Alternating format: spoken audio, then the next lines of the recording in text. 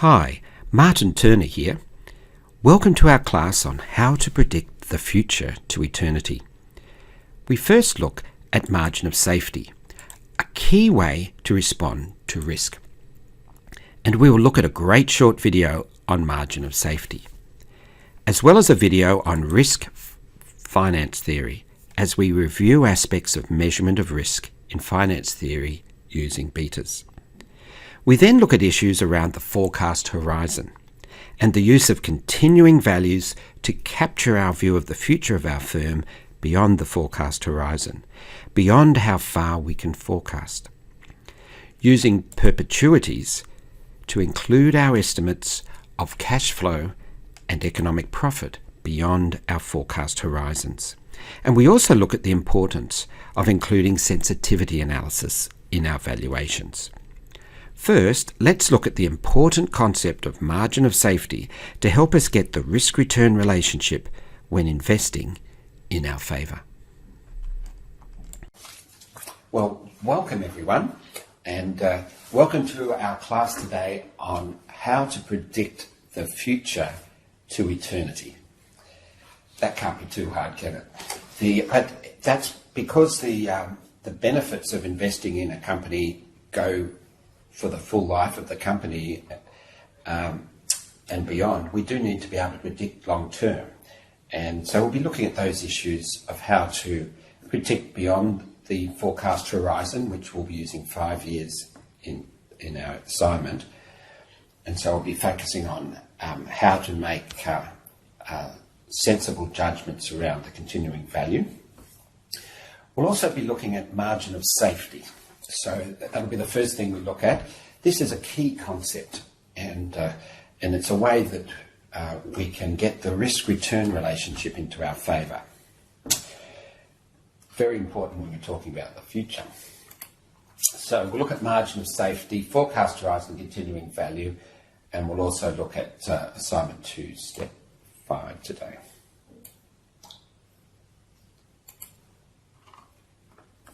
Well, you've probably noticed that firms are not fully predictable, even Ryman Healthcare, although it does have steadily growing cash flows and so forth and is relatively predictable in the scheme of things, but the firms are never fully predictable. Whatever forecasts we make, there'll be risk.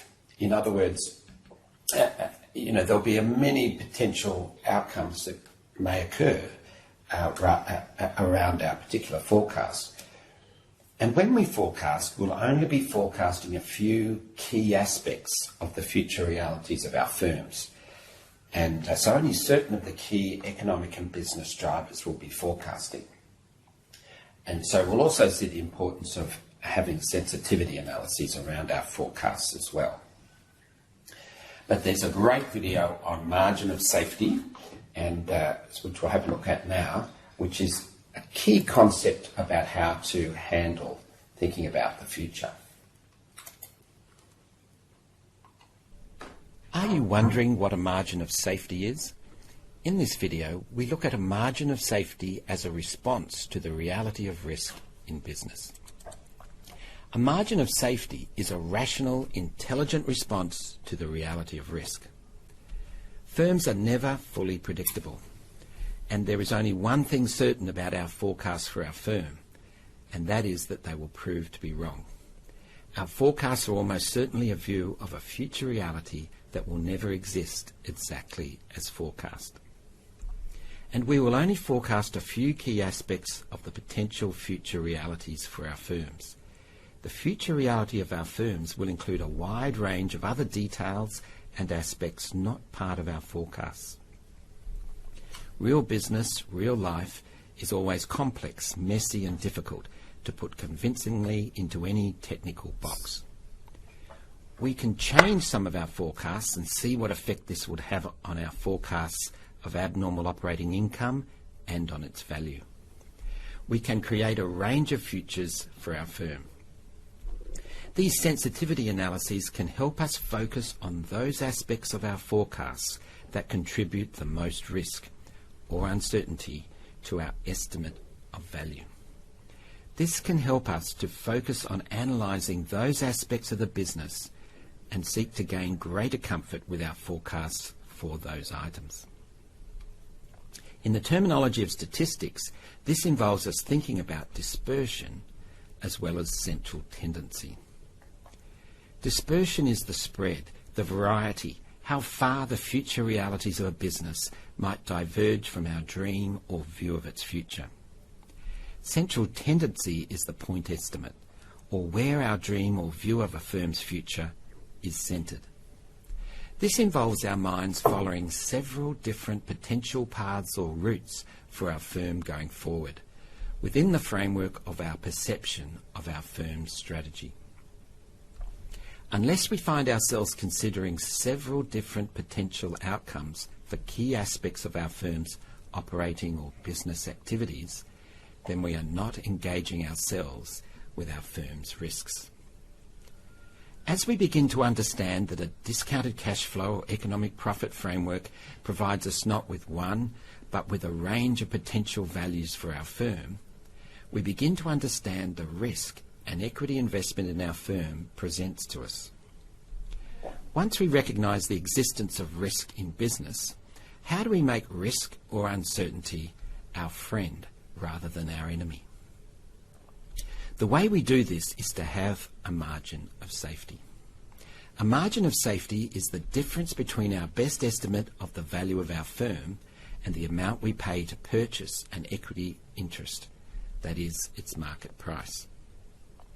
If we value Ryman Healthcare at $16 per share and its listed share price was $12, we would have a larger margin of safety than if its share price was $15.95.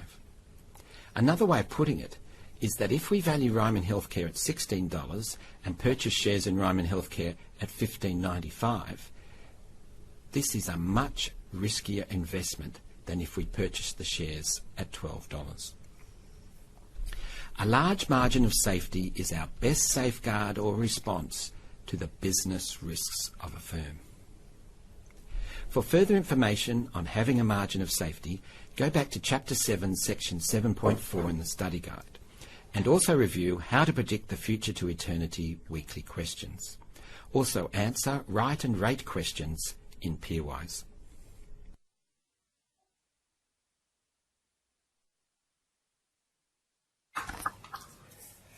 So there we have it, margin of safety. There's lots of good videos each week. We've got a few this week. That's one of them, or the last week. So margin of safety, that's an intelligent response to the fact that there was risk in our businesses. And if we buy into a company, for example, with a 30% margin of safety, in other words, 30% or more below what we think it's worth in terms of our valuation, then to the extent our valuation proves to be incorrect in the future, it gives us that margin to be wrong. Of course, it can go the other way as well, but we're mainly interested in making sure we don't lose money. And to the extent we can do that, the risk-return relationships we can move them into our favour. If remember nothing else, margin of safety is one of the key concepts that we're looking at. The other thing about risk, and this is the same in life as well as in business, is that if we're not thinking about multiple potential views of the future, if we're just thinking of one view, then we're not thinking about risk. When we get into the mindset of thinking about multiple potential futures as we're considering different business aspects of different businesses or different things in life, when we find ourselves starting to think of potential outcomes, then we're thinking about risk. It's a little bit like we might be catching a plane. And so we hop on the plane and say I'm catching at Rockhampton and it's due in Brisbane at 12 o'clock. So I might be just catching that, thinking I'll get there at 12 and there we go. So I'm not thinking about risk. But I might be thinking about, there might be a bit of a chance the plane's half an hour late or whatever. So, I'm thinking about that. Or maybe be on time, maybe a little bit early, and I'm just thinking of how I manage those situations. And there's probably a reasonable likelihood that it might be a bit late. And I could also think, oh well, there's a 1 in 2 million chance of it crashing, you know, and a 1 in 2.5 million chance. If I'm flying on Aeroflot with some airline, then the risk might be 1 in 1.5 million, you know, if I'm flying in parts of Africa. So I could be thinking about that, and so on. So you can see there's a whole range of potential outcomes. But some are so far out on the boundaries of likelihood that we tend to just disregard them, because what do you do with a 1 in 1 million risk? You know, the likelihood of winning the lottery is like 1 in 1 or 2 million. So, you know, these sort of potentialities rarely occur, but they could. But we tend to think of the ones that are more likely. You know, the idea of being late or other things that, you know, might have a 20% chance or 40% chance or 5% chance. And then as the various scenarios taper out into the highly unlikely, we tend to not really pay much attention to them. But that's the thinking. If you can, in business, if you can find yourself thinking that way, the potential outcomes, and so you have the central tendency of your primary view and then the dispersion amongst a range of outcomes. They're the two key concepts in statistics, central tendency and dispersion. And if you start to think that way, you're thinking about risk. If you're not thinking like that, you aren't thinking about risk. Now, as a little bit of a refresher about about risk and finance theory, let's have a look at this video. Risk and finance theory. Are you wondering about how we calculate risk in finance theory? In this video, we will look at how we use beta in finance theory as a measure of risk. In finance theory, asset pricing models are designed to calculate a required return for an equity investment in a firm. They do this by calculating the risk premium for an equity investment based on its sensitivity to the systematic risk of a fully diversified market portfolio, called its beta. No one can calculate a firm's beta precisely. I'll say that again. No one can calculate a firm's beta precisely. The calculation of a firm's beta is based on looking at the past variability of a firm's listed share price relative to the share market overall, and assuming this relationship will continue in the future. This beta of a firm is then multiplied by the market risk premium to calculate the risk premium for an equity investment in a firm. This is then added to the risk-free return to calculate the equity cost of capital for a firm. The required rate of return for equity comprises a risk-free return, which can be related to the long-term return on government securities, and a premium for risk. Quite a few equity investors, me included, would say, who cares about a firm's beta? Even if it was possible to measure it convincingly, which is at best highly questionable, we should ask ourselves how a firm's beta would affect my view of the risk surrounding my equity investment in a firm. For example, suppose I arrive at a valuation for Ryman Healthcare of about $16 per share. If I was able to purchase shares in Ryman Healthcare at $12, I would have a significant margin of safety and a degree of protection if my forecasts of Ryman Healthcare's abnormal operating income or cash flows that underpin my $16 per share valuation prove to be optimistic. Alternatively, suppose I purchase shares in Ryman Healthcare at $15.95 per share. I would have a small margin of safety and little protection if my forecasts of Ryman Healthcare's abnormal operating income or cash flows prove to be optimistic. Although the calculated betas of Ryman Healthcare might be identical in both cases, the risks of my equity investment in each case would be very different. Further, the approach to measuring the risk of investing in a firm based on its beta relies on other people's judgments, namely on the movements of past listed share prices of a firm relative to movements in the share market. Listed share prices are simply the views of the marginal investor about the value of a firm's equity. A key tenet of financial statement analysis, and more generally of fundamental analysis, is that we base our assessments of firms on our own analysis of a firm's value. We ourselves need to know what adds value. We never hand this task over to someone else. Assessment of the risks of investing in a firm is a key element of financial statement analysis and of fundamental analysis of firms. The risks of investing in a firm cannot be understood without us understanding the risks of a firm's business. We need to admit the risks of a firm's business are incapable of a tidy, simple, technical solution through a simple use of beta and a weighted average cost of capital. For further information on how we calculate risk in finance theory, go back to Chapter 7, Section 7.3 in the study guide, and also review How to Predict the Future to Eternity weekly questions. Also answer, write and rate questions on how to predict the future to eternity in Peerwise. There we have it. We've had a little bit of a refresh on some attitudes to risk. As we get further out into the future, the risks get greater. Our ability to forecast becomes less and less. And we've looked at the concept of margin of safety and also at the concept of beta and how we calculate, and that we use in the calculation of weighted average cost of capital and just quantifying risk using finance theory. Now what we're looking today is how to predict the future to eternity. A very risky business. We're going to do 5-year forecasts where we'll do detailed forecasts, and we'll be looking at sales, profit margin, asset turnover, and forecasting our economic and business drivers to come to that. But then when we get to 5 years, that'll be our forecast horizon.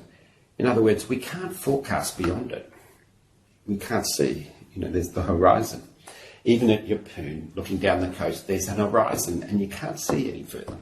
And so you get that sense when you're forecasting that, this is getting pretty difficult now.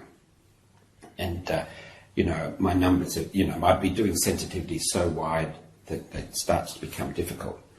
So what do? We've got to capture the value that goes on beyond 5 years from what our environment healthcare will generate returns, no doubt, in all probability, well beyond 5 years. So how do we incorporate that in the valuation?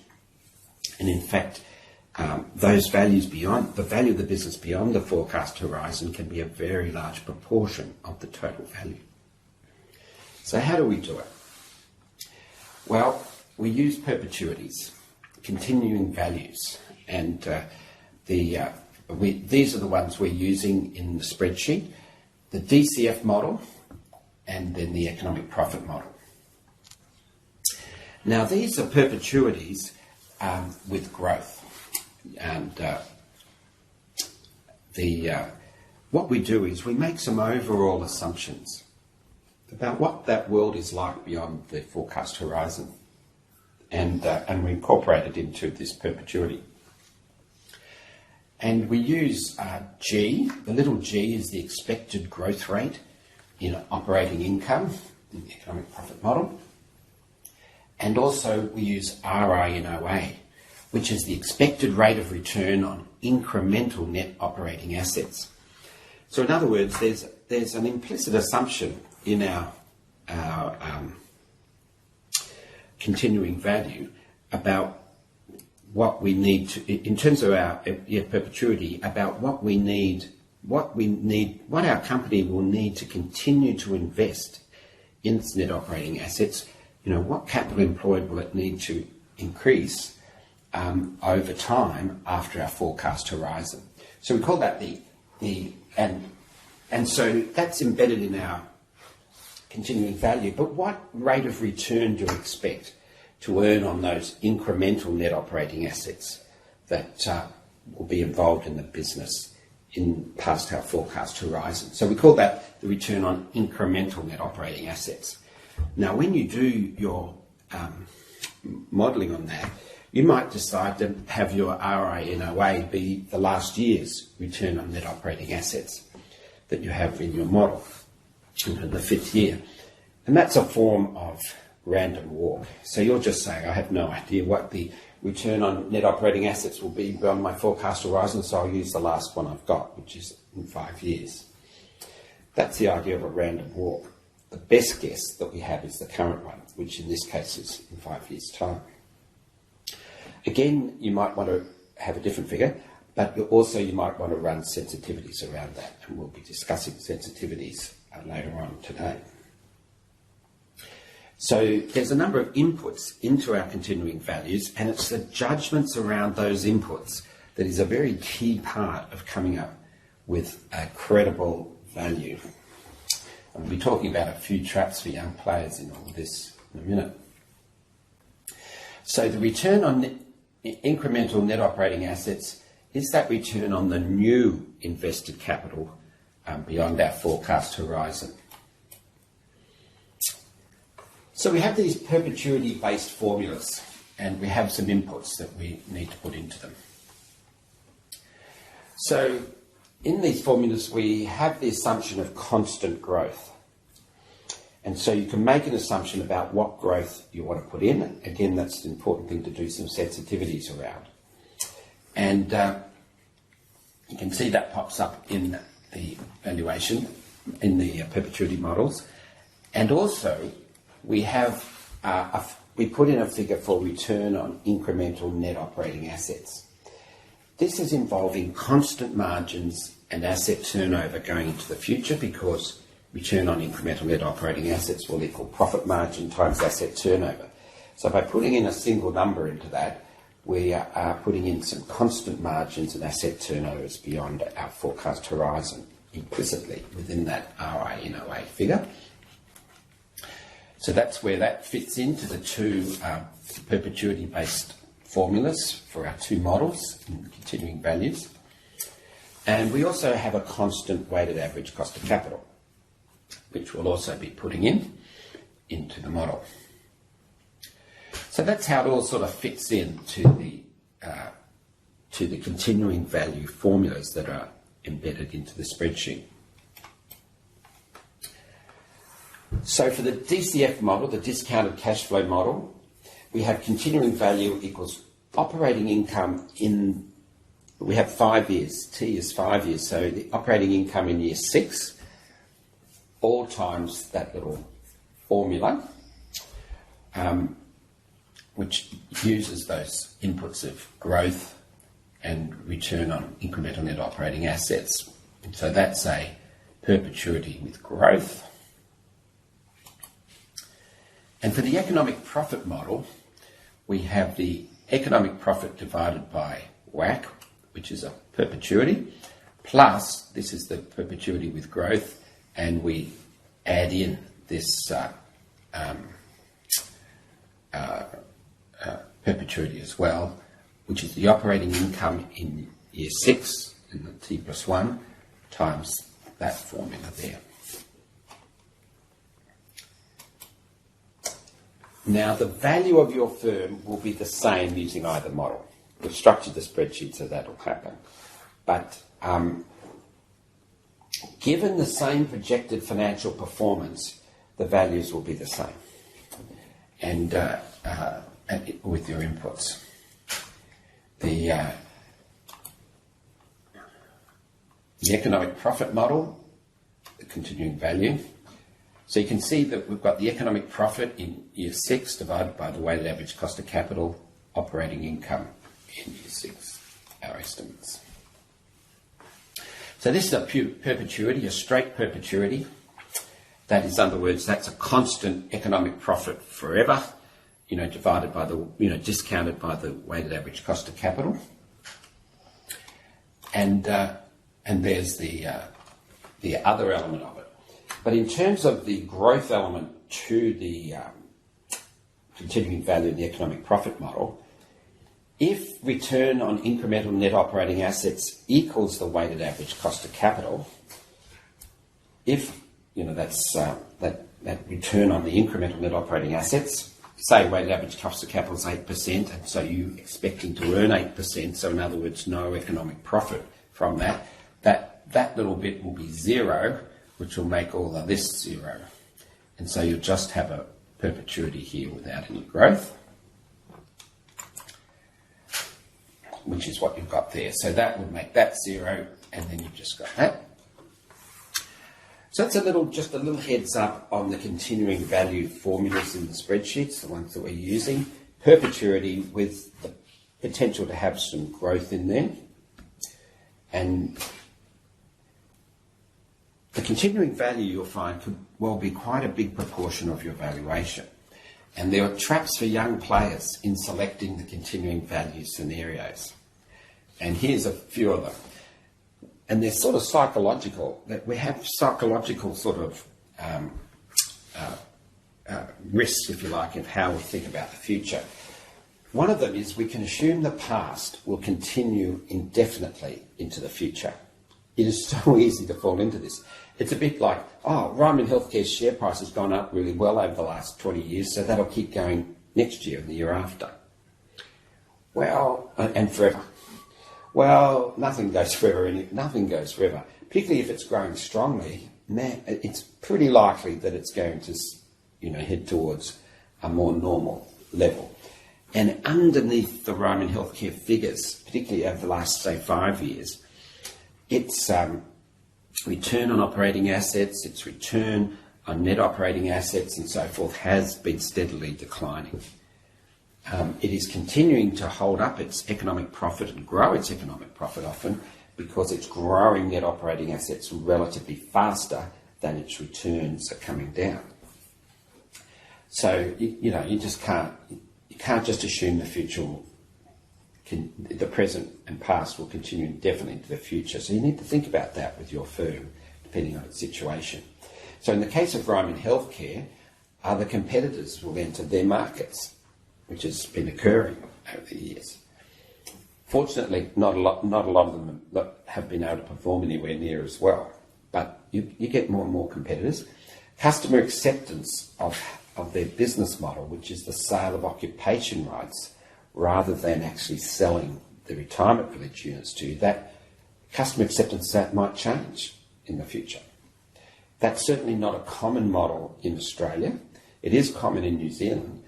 And Ryman's went into Australia a number of years ago and brought and continued with their sale of occupation rights. And there was some risk that the market mightn't accept it. But there's some of that in Australia and some not.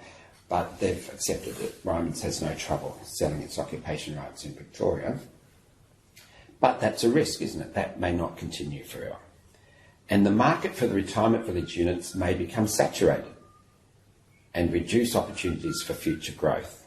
Well, that almost certainly will happen, won't it? The baby boomers will all die off and stop moving into the 75-year-old group, and then, that'll be a different world when that starts to happen. But that's still quite a way off.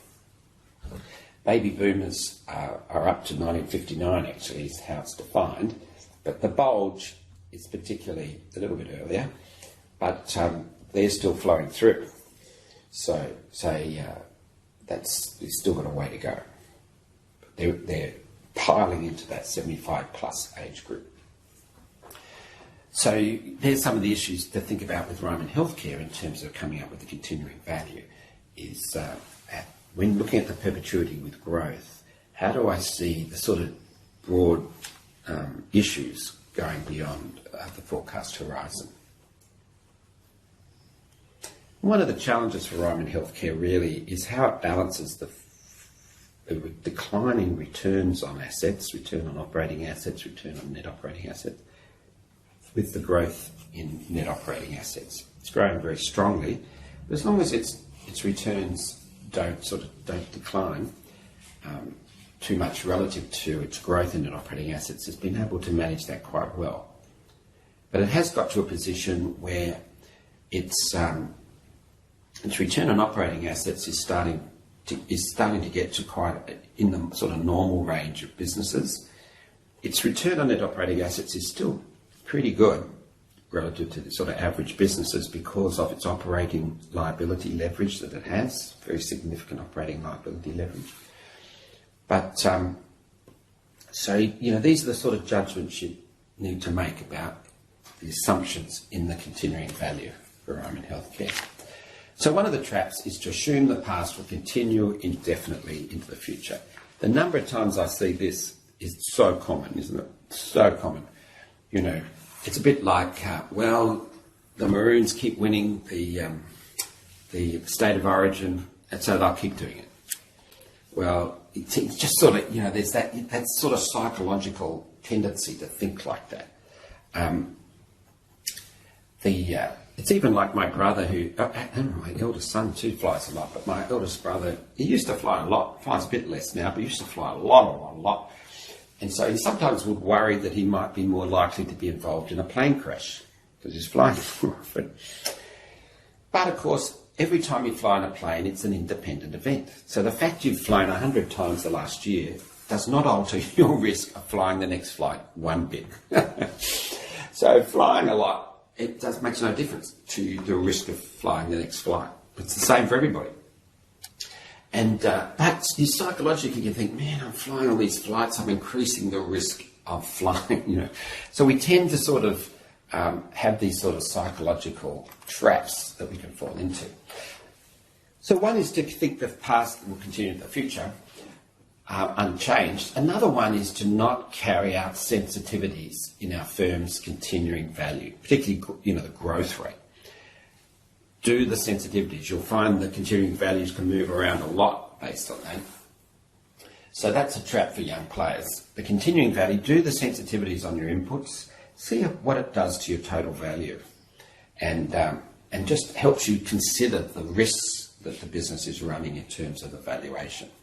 So, for example, if I came up with a valuation of $16 for Ryman Healthcare and say it was trading at $12 and I was thinking, oh, well, maybe it could be a buy, I could do but if I do the sensitivities around some of the assumptions in the continuing value and that $16 moves to $8 or $24, you know, I think, wow, wait a second, you know, how sure am I about that $16?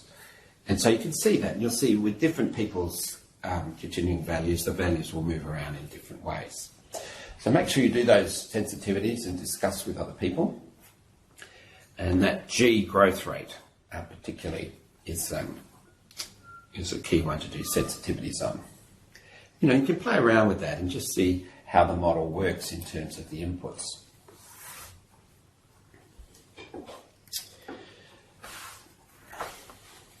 The other key area for your sensitivity analysis is in terms of your forecasts of abnormal operating income. That's in the forecast period. The key drivers of sales growth, sales, asset turn or profit margin, you need to do sensitivities around those.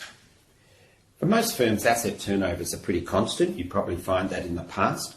They tend to only shift if you do some major redesign of the business model that you're in, or some major economic shift. But sales and profit margin you probably find move around quite a bit more for your firm. Ryman Healthcare just has strong sales growth. You know, it has a lot of strong sales growth. And its profit margins are held up pretty well as well. But for most businesses, they shift around a lot. And there's some key issues for Ryman's to think about the sales, the strong sales growth. You can have a degree of confidence about that for a while, but obviously at some point that party's going to come to an end, and so that's one issue to think about. And the very high profit margins is another. And you can see embedded in a valuation of Ryman Healthcare is a view about future house prices growth in and around their New Zealand retirement villages and around their Victorian ones. And one of the interesting things about Ryman Healthcare is it is a bit of a residential house price play. And so, you do have exposure to certain residential property values in the Ryman, by investing in Ryman Healthcare. So I've got that there. Residential property values, that's one area I'd be wanting to do some sensitivities around for Ryman Healthcare, and also sensitivities around the sales of occupation rights. You know, what sort of growth is relevant around that? And there'll come a day when that's not going to keep growing like it is. And how do I embed those sorts of views in the continuing value? All right. Well, that brings me to the end of that part of the lecture. What was the most important thing you learned today? And what questions still remain unanswered? I'll give you 2 minutes for that today.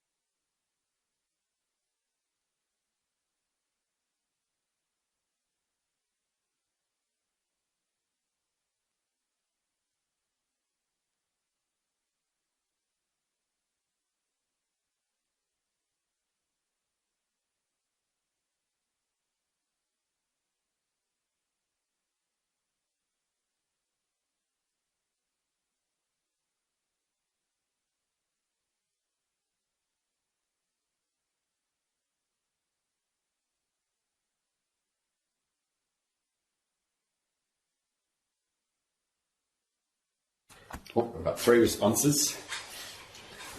20 more seconds. What was the most important thing you learned today?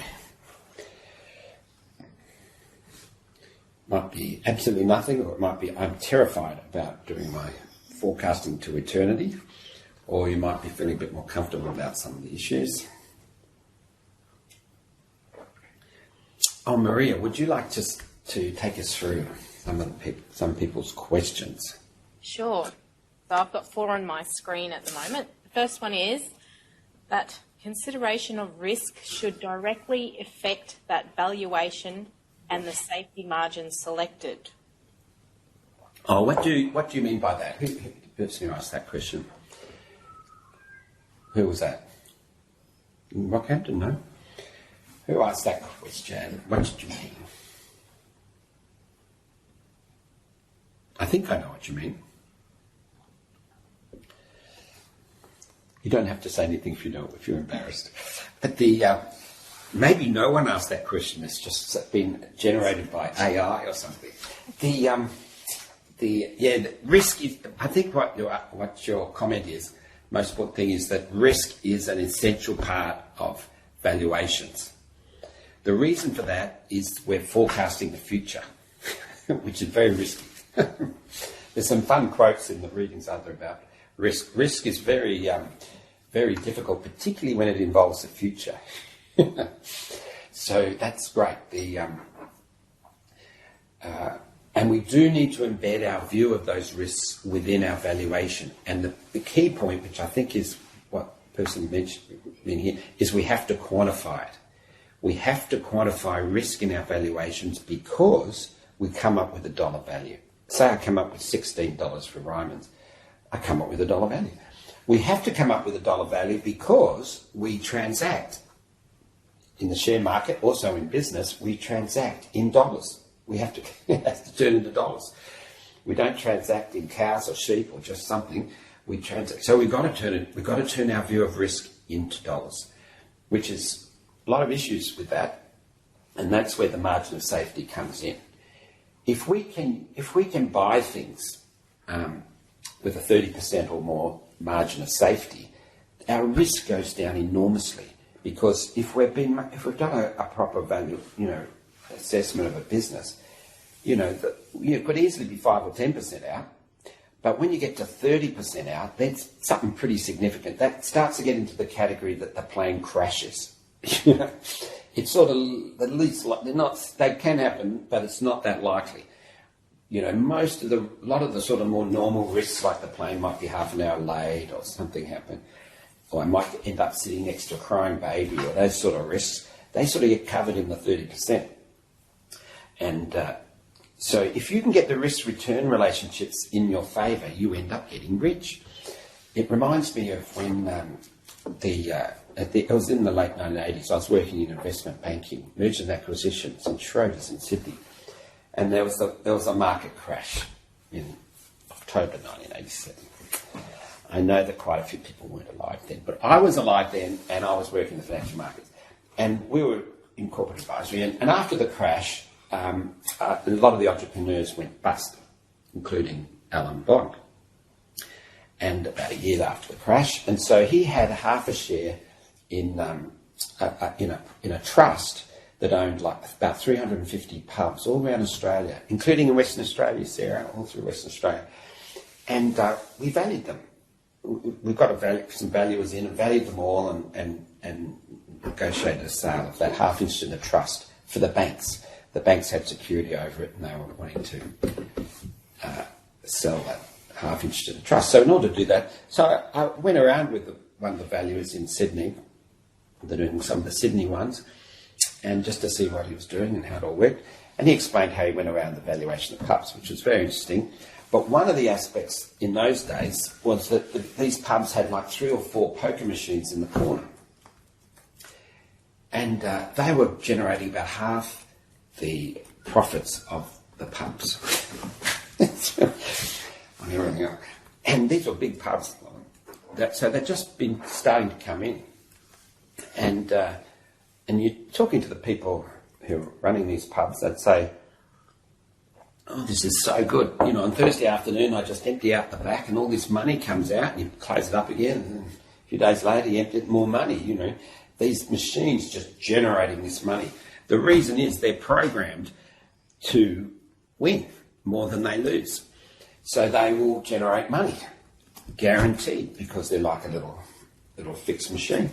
They plug in what the pay rate is. They'll keep, say, 70% and give back 30%, So over time, that's how it'll work. Now, businesses are not like that. We're in the real world where you can't just program it. But if you can have a margin of safety and you swing that risk-return relationship in your favour, similar to what they do with poker machines. The owners swing it into their favour. The businesses are a little bit more complex than a thing, but it's that idea. If you can get the risk-return relationship in your favour consistently, you'll get rich. And so that's the idea of margin of safety and embedding risk into our formula. We need to do that. But what we've made clear in this unit is that finance theory, life is full of shades of grey. Finance theory is like black and white. The world's not black and white. And so betas, Ryman Healthcare often has quite a high beta because its share prices tend to not move in keeping with the share market that much, not the above average movements. For example, during the global financial crisis, that didn't go down as much because Ryman Healthcare's performance was completely unaffected by the global financial crisis. Its underlying performance, its share price moved around, dropped, but not as much as the market because its underlying business was completely unaffected by the global financial crisis. And then when things go up a lot in the market, the share price doesn't necessarily go up, or share price moves around in different ways. So it has quite a high risk, but its cash flows are quite predictable. And it's discussed in the study guide as to how that works in its business model. So it's actually, in my view, a below average market risk because of the nature of its business, because risk comes from its business. But in terms of the capital asset pricing model, the ideas of measuring beta and the covariance of the share price to the market index, its risk is higher. So I tend to think of it in different ways. So the beta is not really that useful, I find, most of the time. But we use it, and we use it in the capital asset pricing model all the time, and I used it consistently when I took investments to the investment committee, because that is the only model we got. And but you've got to use it cautiously and thoughtfully. And so and that's why we do some sensitivities around the weighted average cost of capital. That was a very long answer to that question, but Maria, did you have anything to add to that, or do you want to go to the next one? No, that was good. I'll leave it at your explanation. Hannah and I know I might confuse more than anything. Anyway, go on. Yep. Hannah and I had a brief discussion about margin of safety, the actual concept of it, because what we've been exposed to as the margin of safety in our brains is just from accounting, where it's the difference between your sales level and break even, basically. So, how much can your sales fall by before you start going broke, before you go below break even? And whereas in investing, you're presenting it as a difference between the market price of the share and basically how much we've calculated the value of the share to be. And so we were just discussing that, sir. And it's good, isn't it? Margin of safety is used in a number of contexts. It's a similar it's the same idea, isn't it? In a different, that margin of safety is how much you've got before you break it. That's sort of a measure of risk. How much. It's also used in engineering a lot. Let's hope we have a decent margin of safety in some of the way they design bridges and stuff like that. Yeah. So it's a margin of safety in a number of different areas. So that was good. And you're able to do that in each location. We don't do that in Rockhampton if I'm giving the lecture, because I'm giving the lecture. But while it's on, you can, with the mic off, you can talk about different issues as you go along. Yeah, that's good. Thanks for that on margin of safety. That's great. So you can see how the same term refers to different, they're sort of related concepts, but they apply that concept in different contexts, and it's exactly the same term. Yeah. Yeah, I thought we'd throw that in. Anyway, I'll keep going with the... Good. Yeah, you keep going. That's great. That's good. So the second one is just the formula RINOA equals PM multiplied by ATO. That was the most important thing someone learned. Oh, right. But that was simply pointing out we're only going to estimate RINOA. We won't estimate the underlying profit margin asset turnover. But that points out that it's this constant growth or constant margins we're going to have with our RINOA. We're assuming constant return on net operating assets, which is assuming constant profit margins and constant asset turnover, if you like, if you look at it like that. So it's it's constant growth, if you like. If we use zero RINOA, well, we wouldn't want to do that. That would kill our valuation. But we're going to go broke. But if you use RINOA to be the same as your cost of capital, then you're saying there's no value add in terms of economic profit from the future. When you know how perpetuities work and how this maths and stats are very important, and a lot of people just hate them and never learn it properly, but you've got to learn it properly. At some point, you're going to have to get on top of it.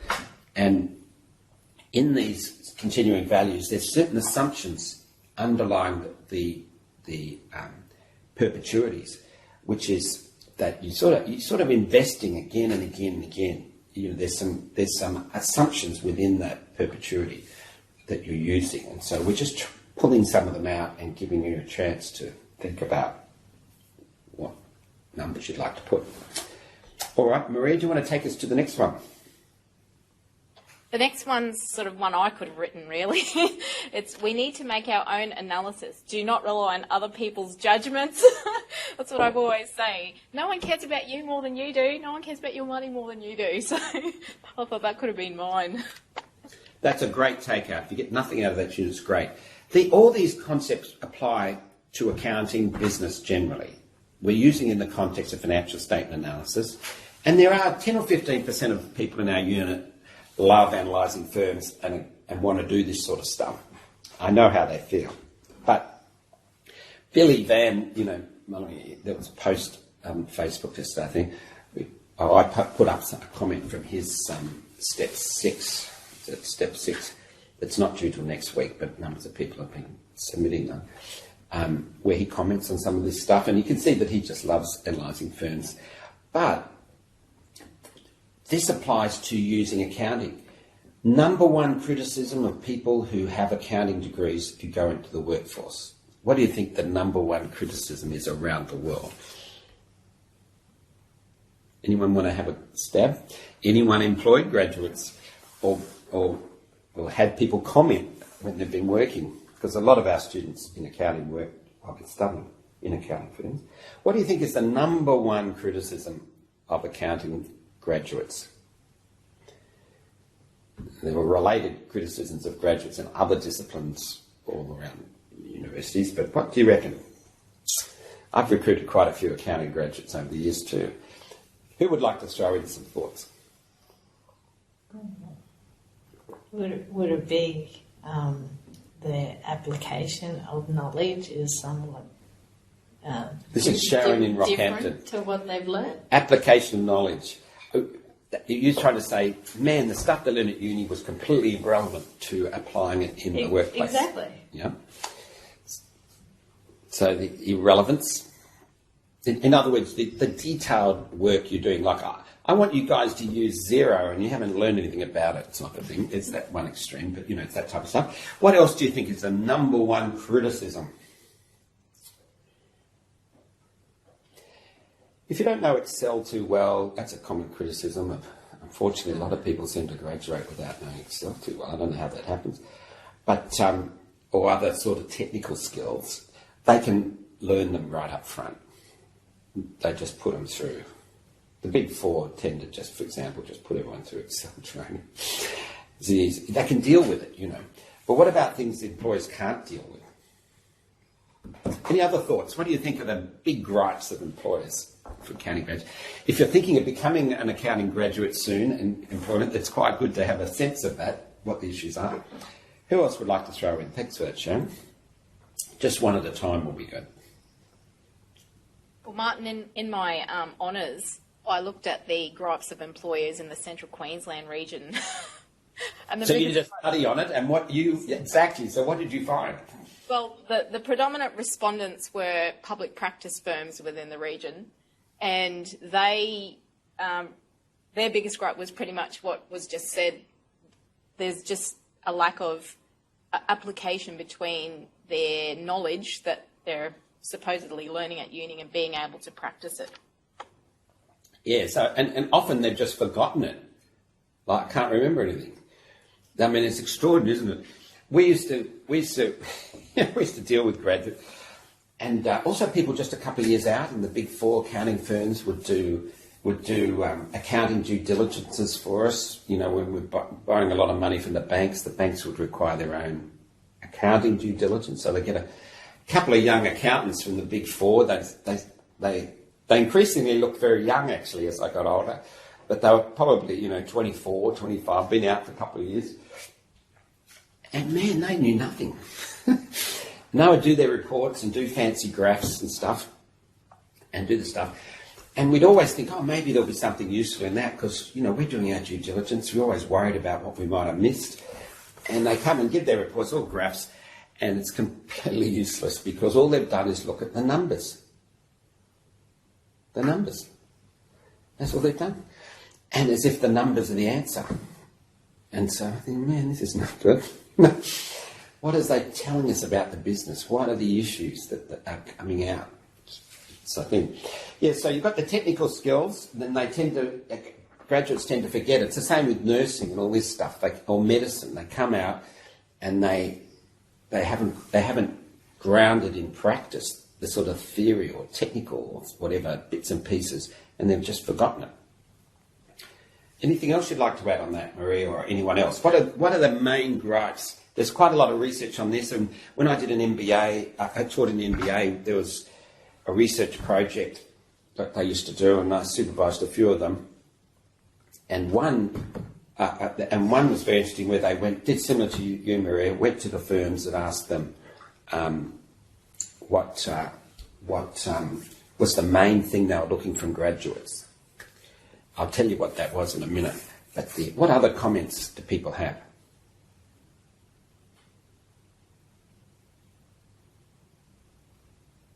the main weakness. Well, I'll tell you, the main weakness of accounting graduates is that they cannot use the numbers to connect to the business. You're getting a little bit of experience of doing that in your evaluation, and there's some skills around this. But this applies to just everything. If you're asked to do if you're a management accounting, asked to do a bit of an analysis, you've got to be able to connect the numbers to the business and in an intelligent and convincing way. That's what they want. And the graduates can't do it. And that's that indictment of accountants that has been called bean counters is that issue. And particularly with automation over the last 15 years, and that's continuing on, you can't bury yourself in being a bean counter. You've got to engage with the real world. And you've got to have the skills to be able to use those accounting numbers to connect to the business, which means you've got to understand how those accounting numbers were put together. You've got to understand how we account for property, plant and equipment. That's a big item, and everything else. You've got to understand all this stuff. And people graduate, they haven't learned it properly. But, the number one thing they're looking for in accountants, they've been doing this since the 1980s. Accounting went into the universities in the 1960s as a degree.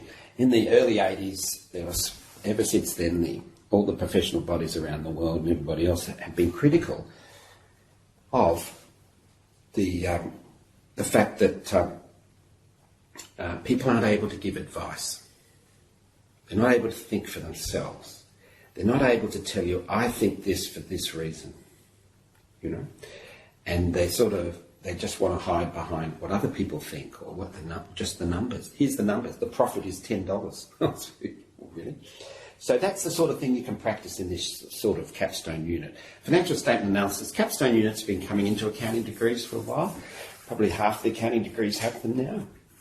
And they typically use financial statement analysis because it helps you with these sorts of skills. And I have an Academy Award. You probably don't know I have an Academy Award.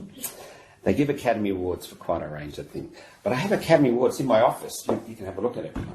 And a student gave me an Academy Award one year, quite a few years ago in New Zealand.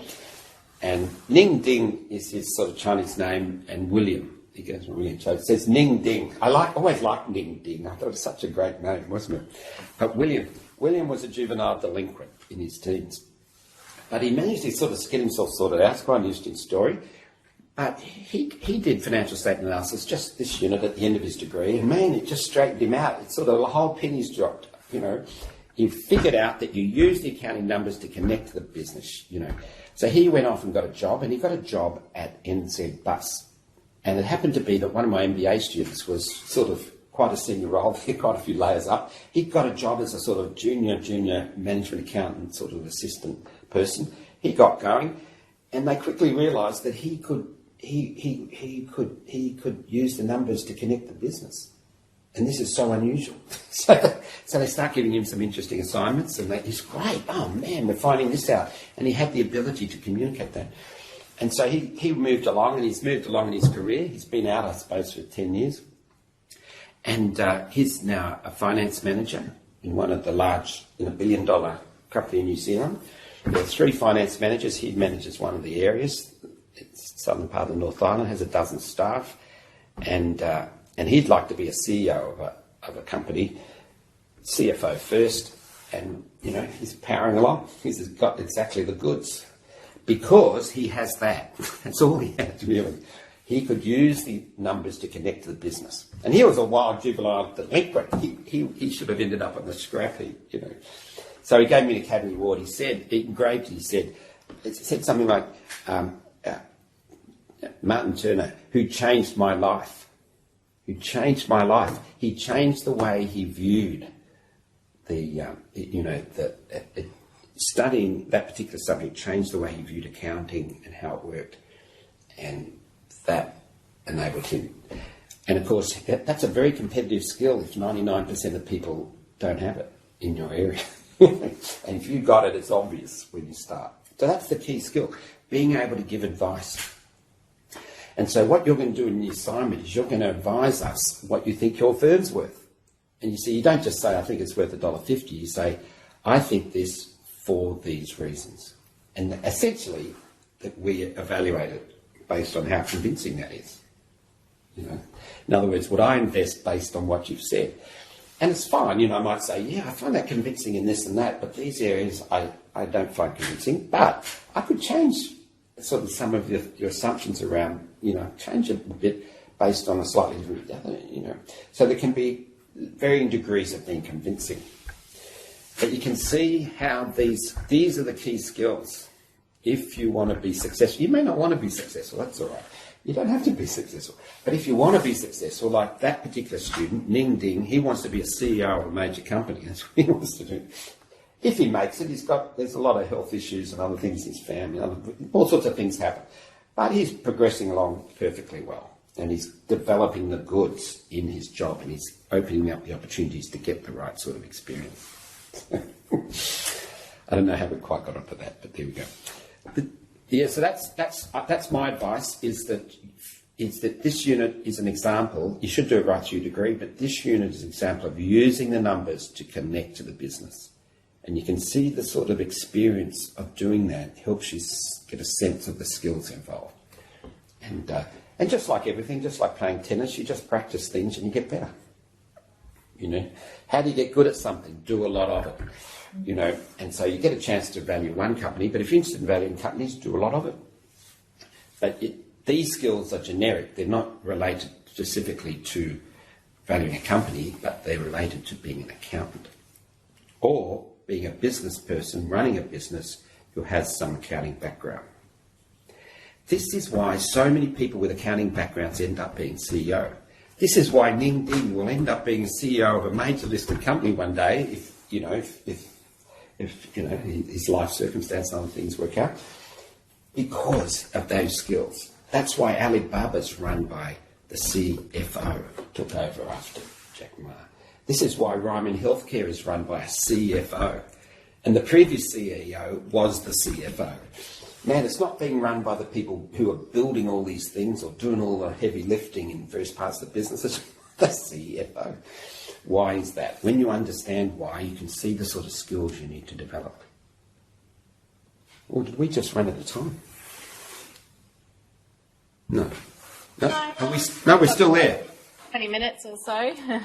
Okay, that's all right. Oh, what's the next one? Well, the last two most important things that people learn today are pretty much related to the different formulas for the framework. So I'll just read them out. One states them and then the other one goes forward and gives a bit of an insight. So the different so what was the most important thing they learned? The different formulas for our frameworks, DCF and economic profit models. And then the second comment carries that further and says, although DCF and economic profit have different CV formulas, they should give the same value. That's right. We've designed it that way because it really throws people out if they get two different values, doesn't it? But that's right. So you should, if for some reason it's not, you should be fine. But if for some reason it's not, then something's gone awry. But we've got plenty of staff members you can discuss it. But that's right. It's designed to do that. Give you experience using these two major techniques. You know, we talk in the reading, there are many other ways of skinning this cat of valuing businesses, but these two are primary methods. And certainly in capital investment decisions and so forth too, they can be used. Now that's good. And was there any more there, Maria? No, there's just under what questions still remain unanswered. We've got 5 submissions, but one of them is nothing, so there's 4 that I'll go through. Okay. First one is, Martin, do you use the tools such as margin of safety when you consider investing in shares? Oh, do I do? Absolutely, yes. When I came across the idea of margin of safety, that was a game changer. A game changer. Yeah, that's how you get rich. You got to get, once you think about risk as being multiple alternatives of a future world, like there's all these different things could happen. If you invest in a way that relationship between risk and return is a bit in your favour, then it's like those poker machines in the back of the hotel. You'll have money popping out the back. If you got it round the other way, a lot of people take huge risks with not a lot of return potential. You'll get poor. when you open up the back of the machine, you won't have any money in it. You'll have done your dough at, on the balance. Life is full of surprises. You can die of cancer tomorrow. There's all sorts of things that happen in life. But in terms of, so margin of safety was a key thing. Also, DCF and economic profit are exactly, particularly economic profit framework is how I think. In terms of value, we've made a lot of investments in private equity, for example, investment committee, when I was running a private equity firm. We would use DCF. That was a very common one. But I would not make my decisions based on that. I shouldn't really tell you that, should I? But because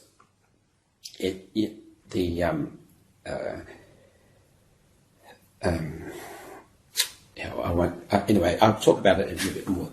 There were other measures that I'd focus on, and people when they're investing tend to have a primary one they're looking at, but it's around. But some of these models, particularly the DCF model, to capsulate it into the framework of the model, there's so many judgments that if somebody else is doing it, then you really have to interrogate those assumptions very carefully in order to be able to interpret what they're coming up with. And a lot of people lack those skills who are assessing these sort of things or being involved. So one of the reasons why finance people have so much power in organisations is that people can't interrogate the numbers. So you can put up the numbers, the numbers are full of assumptions, and you can get what you want done. And people don't have the skills to challenge you. So you've got to have those skills, else people, if you're in management, people will roll you. The finance people, you won't be able to, they'll be able to do stuff and you won't know what's going on. So, yeah. So the answer is yes, I do. And certainly with, say, an investment like Ryman Healthcare, I've sort of embedded it into various subjects I teach to keep on top of that particular company. So I keep up to date and you just play around with the models and think about the risks and and also some of the key ratios. Return on operating assets, return on net operating assets, some of those profit, asset turnover, sales growth, those sort of key drivers, and what's causing those accounting numbers. Yeah, I definitely think like that. And the frameworks, you see, the key thing is the discounted cash flow framework and the economic profit framework are ways of thinking about value creation in business. Great managers, you'll see them when you work with them. Great managers they of any size business, they focus, for example, on maximising a relationship between profit margin and asset turnover. And you can see how in our model, how that's a key relationship in driving value in a business.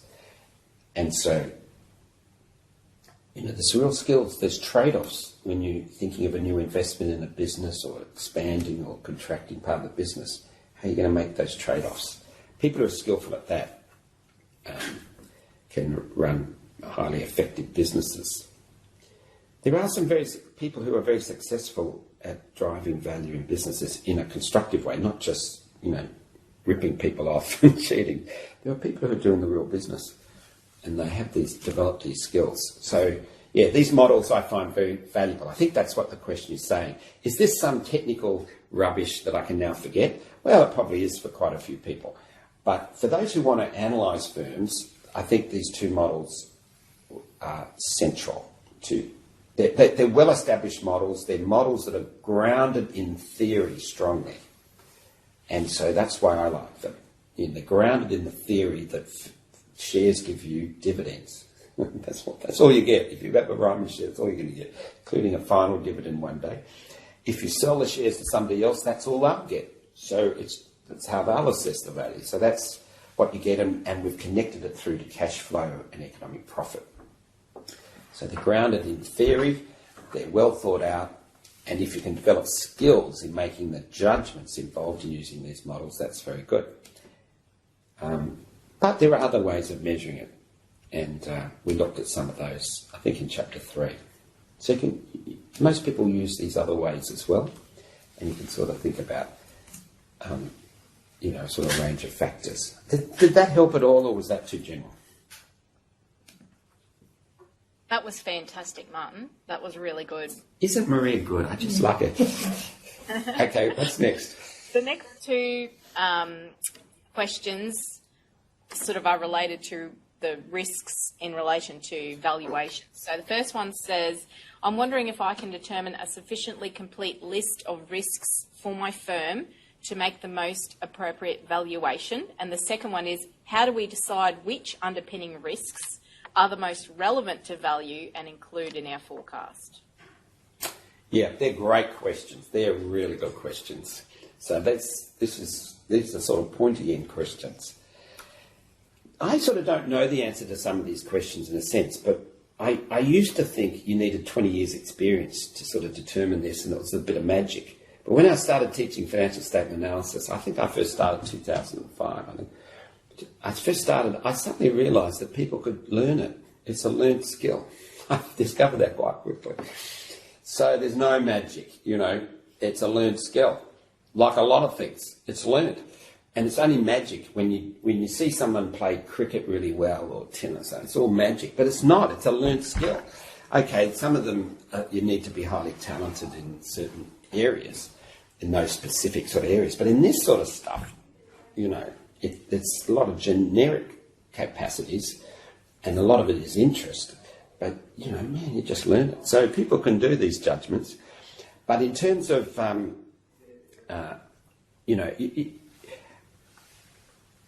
you could easily, I think the question is sort of pointing this way, you could easily miss out some major risks when you think about the business. And that's why in investing, we always invest in a pack. We have a team. We had a team in the private equity firm I ran, and we'd discuss our ideas with each other. And then people would say, Martin, you haven't thought of this. Have you thought of this? Have you thought of this, Martin? And then I'd go, man, I haven't thought of that. There's a whole risk area I hadn't thought about. You might be going to catch a plane, and someone says, oh, have you noticed that the pilot's drunk walking onto the plane? He seems a bit wobbly on his feet. Oh, no, I hadn't noticed that. You see, there's a risk. Maybe I'll adjust my view of the risk of a crash now, or being late. So it's a group is so vital. Judgments, we're talking, and this is a more general issue, the making of judgments is much better done in groups. This is one of the key reasons why teamwork is so important. It's why you need to be able to work with people who you don't like. There was one guy I remember in the private equity team put together. He was not a person I would want to have a drink with on a Friday night. He was really focused on analysing. But I thought, man, he's so irritating. Some people irritate you. I thought, man, I irritate people too. So, he irritated me. And so I thought, oh, no. But, I worked with him a few years, and he developed his up a lot, and he was great, really good, and he's had a great successful career. And, after a couple of years, he's someone I'd like to have a drink with. So you sort of, you build your skills to work with a lot of different people. Very, very important, because people have different skill sets. That's how you succeed in anything. You don't succeed in anything. All the people I know who've been successful, there are no doubt exceptions, but in people I know, they've all done it with connecting to lots of people. That includes mentors and other people, family members, often important, but also, being able to work together. So judgments, and you need to make judgments if you're going to give advice, and you need to be able to talk to people. And that's one of the reasons we've structured some of these units to support you to interact with other people. There's two reasons for that. One is you learn almost everything you'll learn at university. 90% of it is learned through your interactions with other students in the units. That's where it is. That's the game. You'll interact with the staff a bit too, and hopefully that'll be important too. You might connect better with some staff than others. And then the content. But the primary thing will be the interactions. As you discuss with people how you're going to approach things, and the background, because I interact with a lot of students and I see their backgrounds. I read all those, everybody's reflective learning journals, which I love to read. And I know I don't give a lot of individual feedback on them, but I love to read them. It's fantastic. And so I see where everyone's coming from, and there's so much experience. And if you can connect into some of that, there's a lot of learning to be done, but it's also where you make the best judgments. So you've got to learn how to work effectively with other people. A lot of people come out of university thinking, they think it's better to work by yourself because it's so much more efficient, because they've had experience doing group assignments where they shared the mark. We never do that in my units, but sometimes I think it still sits around in some units where they share the marks and they find there are free riders and they find this and that and they hate it and then it's all inefficient. So they think it's better not to work. Man, that's very bad. Don't work by yourself. Very little you can achieve in professional environments by working by yourself. Certainly making judgments. You'll make some doozy errors.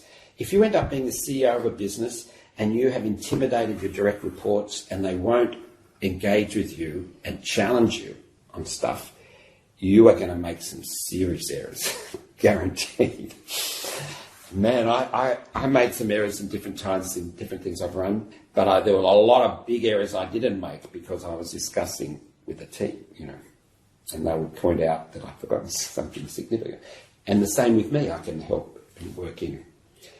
Yeah, so it's that ability to work with others. And again, that comes up with employer surveys. They're looking for people who will be team players and just be able to work effectively with people and just relate in some sort of way. All right, are we running out of time? No, we still got it. Did that answer that question? I can't remember what the question was now. I think that has, but the students... What was the question? Relating, how do we basically know we've got a full list of risks? So the risks. I think discuss with other people and they probably can give you some indications of some. But you won't, you could easily miss out some significant risks in your assignment. That's all right. And then, and what's the other part of the question? No, that was it. I was just going to say there's just one last question. And also, if you identify the risks in a convincing way, and I read it, or whoever's marking it reads it and thinks, yes, I sort of believe you, and then your valuation all stacks up, or I might tweak it a little bit, and then I find a big value gap, and you think the thing's worth $16 and the share price is 10, I might think, man, I might buy this, That's a convincing valuation, but we're not really expecting you to cover every... Just give it your best shot, Yes, next one. It's the last one, so we've got to... Last one. They're not quite sure how to calculate RINOA and for our assignment. Yeah, RINOA, there's two ways. One way is you could just use your final return on net operating assets figure from year 5. You know how that all sort of get calculated in the spreadsheet for you. You don't do any, so you'll see a number pops up. The way the spreadsheet's actually designed is it uses that number and puts it in. But so that's like a random walk. I don't know what the return on net RINOA is, but in my model, given my forecast, the implicit return on net operating assets is 10%. So I'll use that. That's one approach. Or you could think, I think the general trend of this business is it's more likely to be declining over time, so I might use a little bit less than the 10%, if that's the latest year 5 figure, or I might use one slightly higher.